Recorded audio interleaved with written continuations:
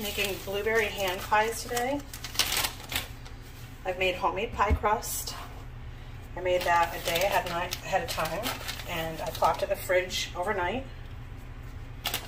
I do prefer homemade pie crust over store-bought.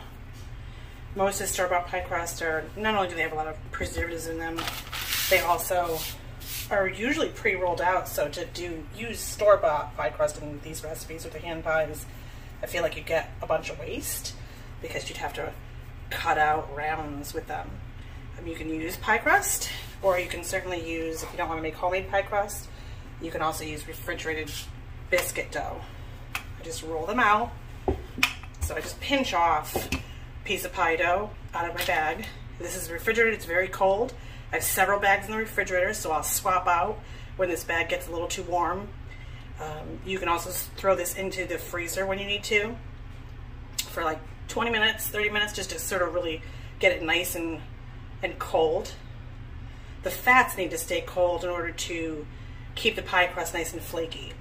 So I pinch off a little piece, and I always try to keep this bag closed while I'm working. That way my pie crust doesn't dry out from the air in the kitchen. And I make a round, I flatten it out with my hand, and then I just turn it a few times and roll it out into an oval. I try to get my outer pie crust edges to be a little bit more thick than the center, because these are going to pinch together with the fork. I tend not to use an egg wash to seal these. I feel like it's a step you don't necessarily need. If you want to do that, you certainly can, but when you're making hundreds of pies at a time, everything that makes your life easier is what you usually do.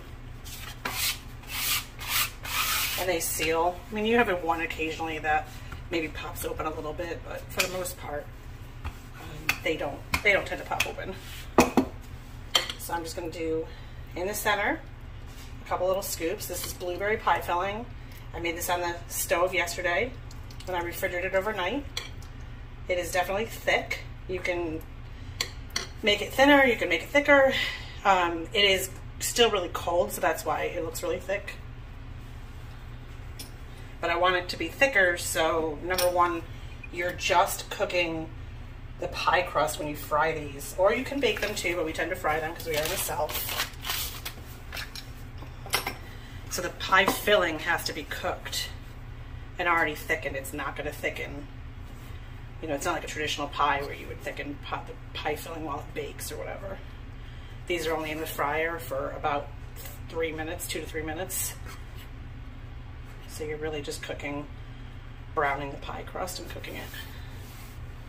And that is it. I just pinch them to be done with it. I'll show you. I put them on a half sheet pan. So you can make them as big or as small as you want. I kind of have an idea of what I like. So it's about the size of my hand. And I usually get about 15 pies on a sheet pan.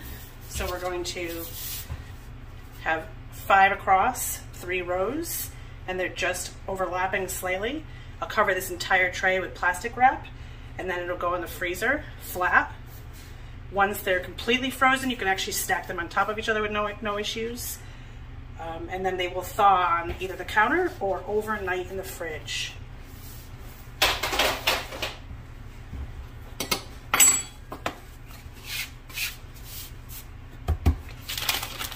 So we tend to make hand pies in larger batches. So you can usually get about 15 to 18. So you could probably put about 6 hand pies on one row on a half sheet pan. But the way we do our insulated container, catering container, to if we decide we want to go to an event and fry them on site, I really need to keep them flatter. So I just do 5 per row. And that way they slide into our insulated container properly without squishing pies. I don't want to make several hundred pies and have them be destroyed on the way or shoved into anything.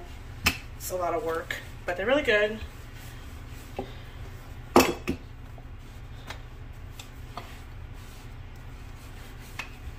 So you'll have pressure towards the center and just work your pie crust. This is a plastic bench scraper. I use this to scrape this side, the flat side, to scrape the edge of the butcher block. And then I use the curved side to scrape dough.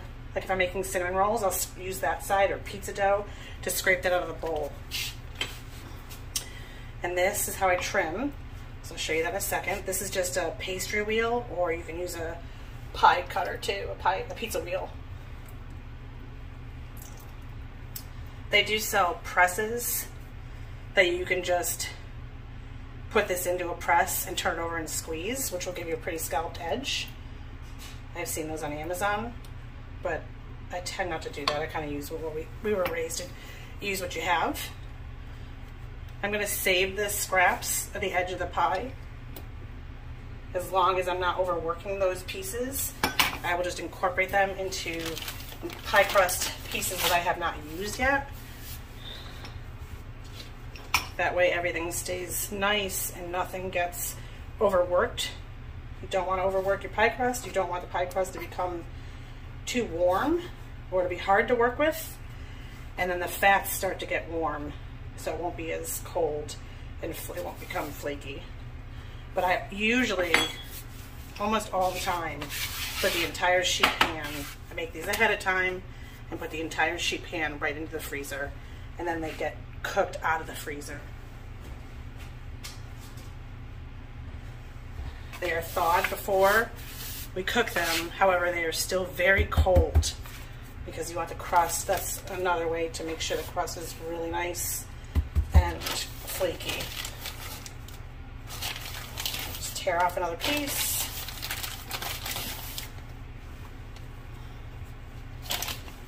So we make peach ones, we make apple, peach, blueberry, and blackberry. And then I also make cherry. And you can even make, on my website there's a French meat pie recipe. You could make those into hand pies as well if you wanted to. Just make the beef. It's a beef and pork filling. Traditional French Canadian meat pie. Recipes on my website. And you could make that filling too as well. And then put that right into, once the meat is cooled, so I would cool it and refrigerate the meat, and then use the same process to make my grandmother's French meat pies in a handheld form. And again, I would probably freeze those too and then just take them out as you need them. So I want to make sure there's a good amount of filling in this, but I don't want to overdo it. You kind of want to have about 3 bites in this. And trimming the edges just makes it look pretty. So I have the edges a little slightly thicker.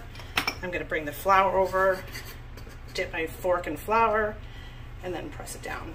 You can use a spoon too if you want, and you'll get a scalloped edge. And then these will be fried in canola oil at 375 degrees. I use a digital thermometer. It's a chef's thermometer from ThermoWorks. They're in Utah. They make a great thermometer.